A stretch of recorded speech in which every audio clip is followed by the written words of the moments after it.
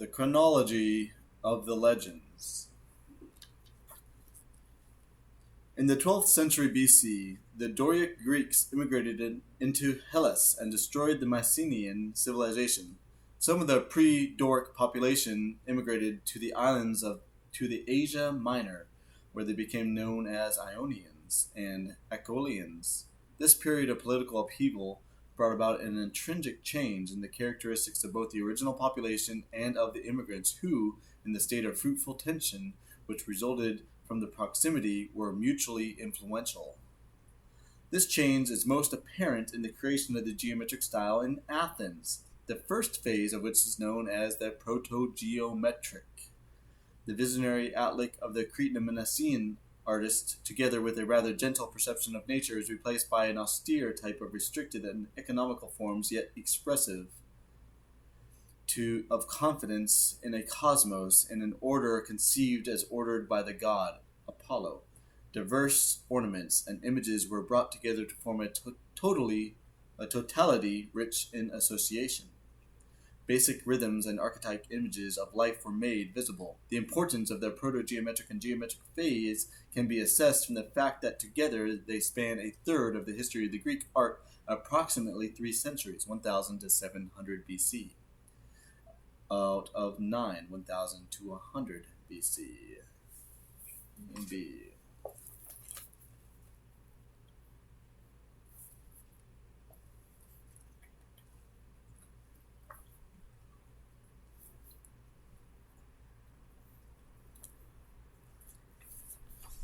And 3.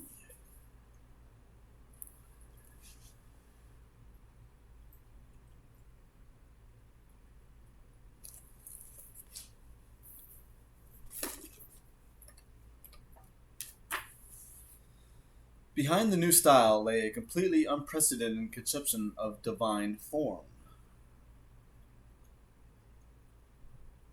order, and power. Then, for the first time, the Olympian gods must have been seen as a family in which each member had his or her particular sphere of power, but in which all were subject to Zeus as their lord and king. According to Herodotus, the view goes back to Homer and Hesiod, and it is true that these poets had a strong influence on the imagination for thousands of years. But Homer assumes that the family of the Olympians is already familiar to his hearers. Genealogical Table, page 183. Hera holds sway as the consort of Zeus. Poseidon rules over the sea and Hades over the underworld. Apollo is the patron of the muses. Hephaestus, god of sculptors. Athene, god of intelligent warfare, and Ares, god of savage and murderous slaughter. Hermes is the messenger of the gods. Artemis belongs to the open air, to wild life and the hunt, whilst Demeter is goddess of the fruits of the field. Aphrodite works her enchantment in love and in life. This magnificently simple conception of the distribution of the divine power now seems all too familiar. It was one of the most significant steps taken along the path of human intellectual progress, comparable to the creation of geometric art, and with this of Greek art proper. At an earlier date, each divinity was manifest as an independent power. The only relationships recognized were those between mother and son and goddess and consort. Some great poet of the geometric period must have been the first to envisage the Olympian family with the boldly differentiated characteristics indicated here. These characteristics find their most mature expression in the East frieze of the Parthenon. But even in archaic illustrations of legends, we see solemn processions of the company of the Olympians in which the figurines are already clearly differentiated.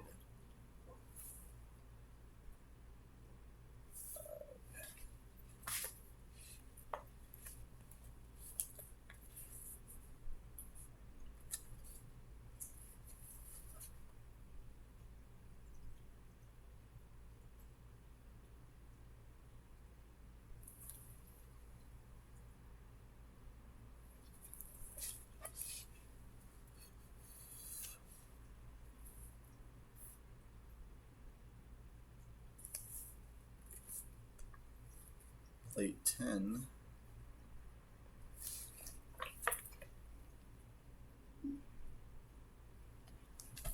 $48. Okay.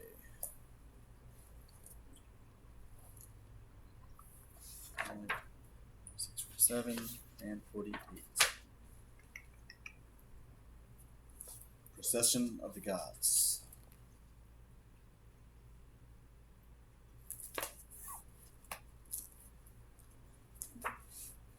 In actual cults, each god's authority and power continued to be more all-embracing than would appear from the family arrangement outlined above. In the locality of his cult, a god was revered as an omnipotent ruler in which form he had frequently been worshipped even in Mycenaean times. Thus, in Argos, the goddess Hera was an all-embracing power, far more than a mere consort of Zeus. In the same way, even today, in many places, the faithful offer of their devotion to the Virgin Mary, Queen of Heaven. It seems that Zeus did not enter into his dominion over Olympia and Dodona until after the Doric migration, whereas the cult of Poseidon on the Isthmus of Corinth may well be older. At all events, the cults of Apollo and Athena in Delphi, and of Leto and her children, Apollo and Artemis and Delos, and Hera and Argos, and Athena in Athens, and Demeter in Ilias, are all Mycenaean. In each of these plates, the gods or goddesses in question was the sole object of the worship, but the Greeks, with their philosophical outlook, sought to order behind the diversity of these cults, just as in art. From the geometric period onward, they sought the archetypal images within the diversity of life. Thus, out of many of the autonomous divinities, legend created a family in which each member had his or her own function taking its place within the whole. The fact that, after the stormy interlude of the Doric migration, people of widely different origin found themselves living together in their new homes, aided by the shaping mythical traditions. Everyone knew the tales of old about his own gods, and now he could find, as he encountered the new divinities, related traits as well as the characteristics of surprising strangeness.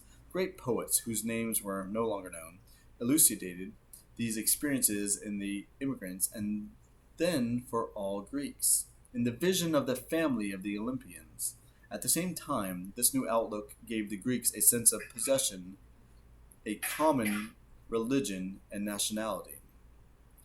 The heroic sagas underwent a familiar process, the lays of which have been recited in honor of heroes of the time in which the native islands of the immigrants now moved away to a distant past.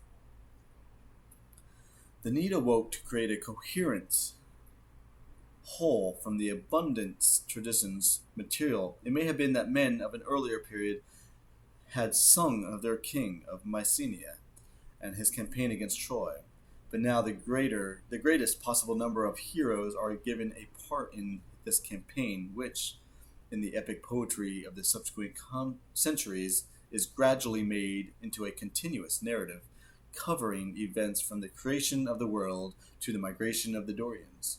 The endless variety of local poems, hymns, were brought together to form cycles and family trees. They were, in fact, put into a system which suited the logical and historical consensus of Greek mind.